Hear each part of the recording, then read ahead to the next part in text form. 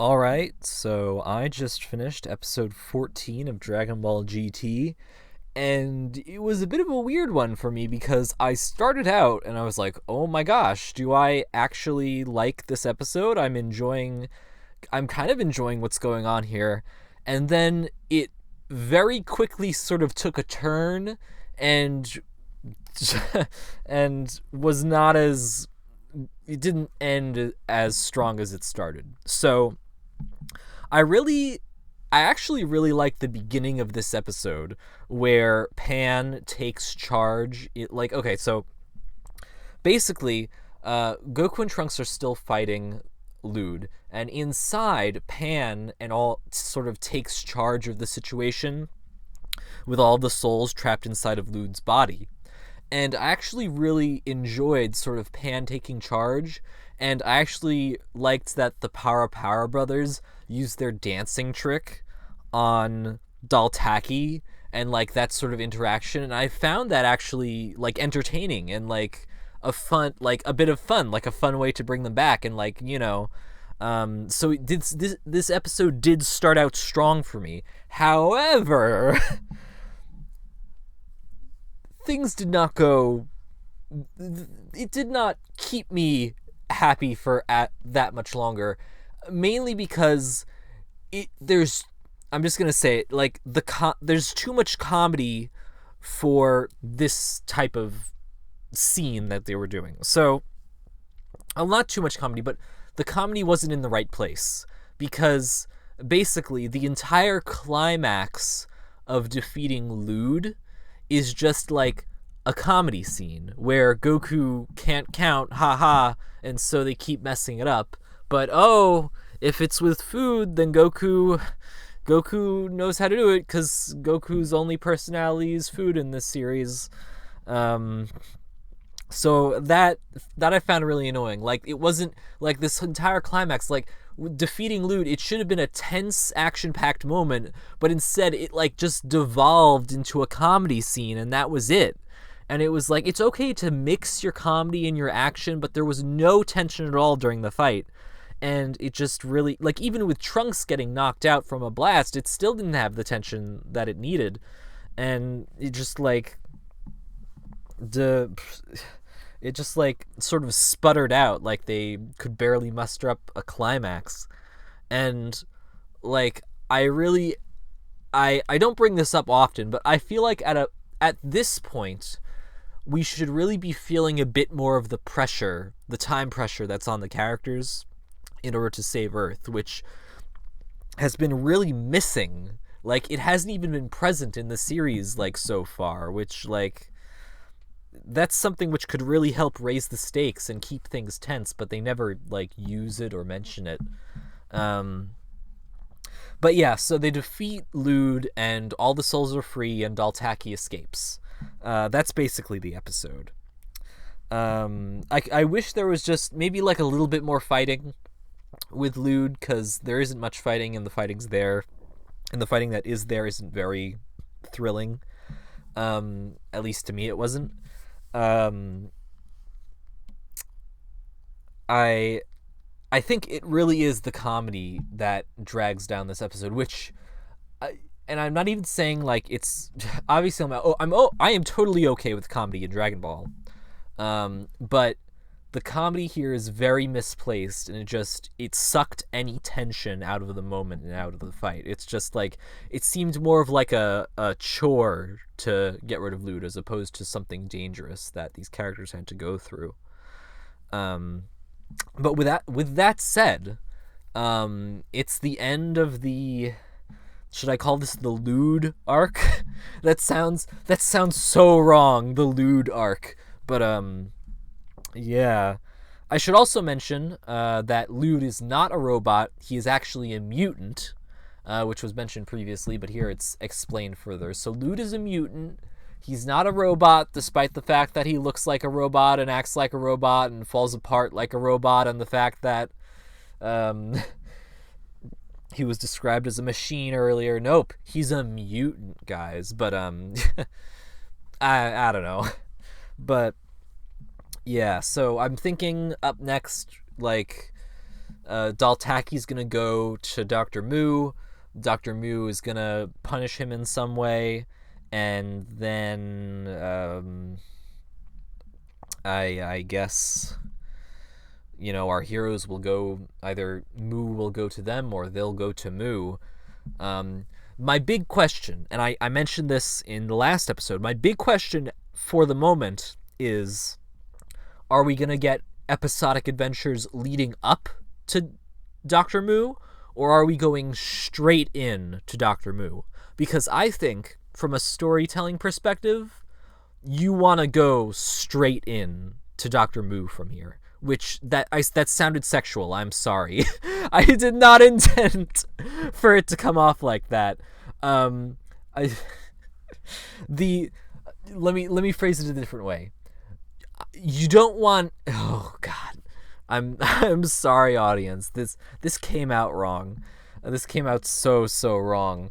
But you know what I mean, right? Like, you don't. No dilly dallying. We should get into the conflict centering around Dr. Mu now, or at least have something to do with Dr. Mu before going, instead of doing more episodic stuff. But I feel like they're going to do more episodic stuff before they get to Mu. You know what I mean? I don't think, because unless, I've said this in the last episode too, but unless Dr. Mu has the other Dragon Balls they need, they have to do it, like do the other episodic stuff just for the sake of the plot, because they need them. Like, that's what they've set up to do. So I can only hope that, the other Dragon Balls, they find them quickly, because this is like the first ounce of like an actual story with conflicts that we've gotten in GT. Like, obviously the story is Goku's been turned into a kid and we need to find the Black Star Dragon Balls, otherwise the Earth will be destroyed. But that's like a very, at least the way they've executed it, that's a very passive story, sort of. I should mention this at some point, that like, in the original Dragon Ball, the whole purpose of the Dragon Balls was more as a MacGuffin in order to get the characters to interact. It wasn't really about, like the story wasn't really about getting the Dragon Balls. It was more so a plot device in order to get the characters to interact and have comedy and conflict and all those sorts of things.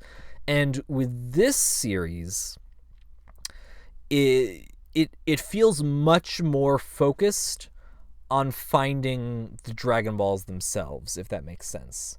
Like, because Goku, Trunks, and Pan are the only ones who are really reoccurring characters, and so it doesn't really feel like a ton of characters are being drawn together by the Dragon Balls. I mean, unless you can include Dr. Mu in this, but you know what I mean? Where it's like, before it was like, you got Goku and Bulma, who have a really funny dynamic, and then you bring Oolong into it, and then you bring Yamcha into it, and then you bring the Pilaf gang into it, and it's like all these fun characters sort of interacting with each other to create funny situations.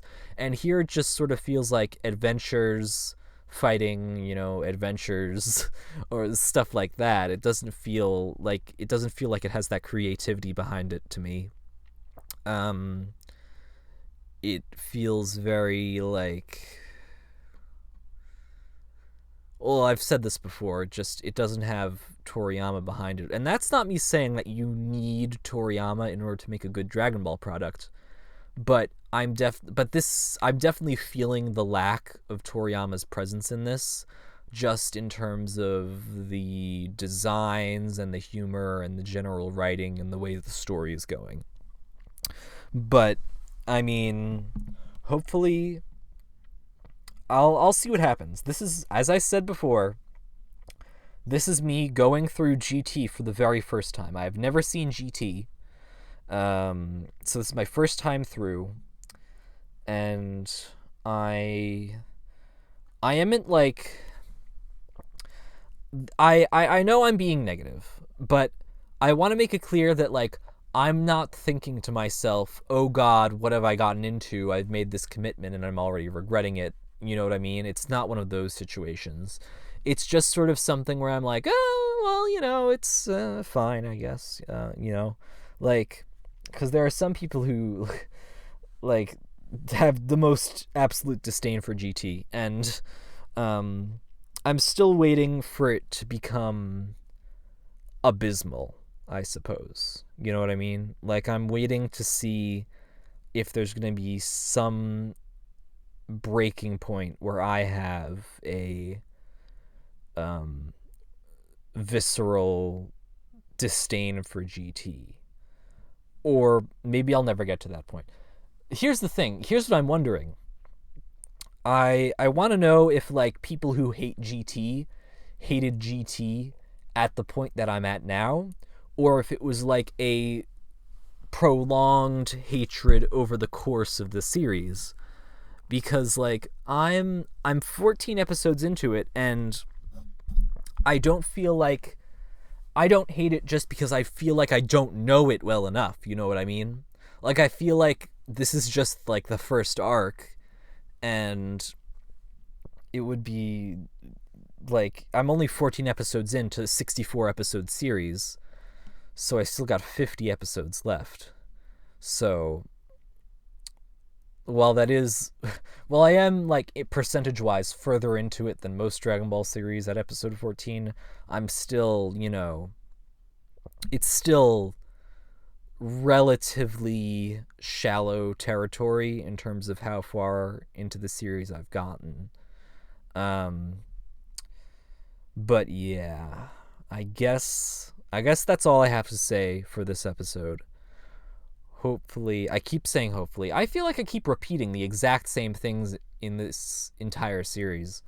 But I guess I'll see you guys next time. I hope you enjoyed. Be sure to check out the other episodes my other episode reviews if you haven't. I'm going through all of Dragon Ball GT for the first time, so if that's something you're interested in, please, check out the rest.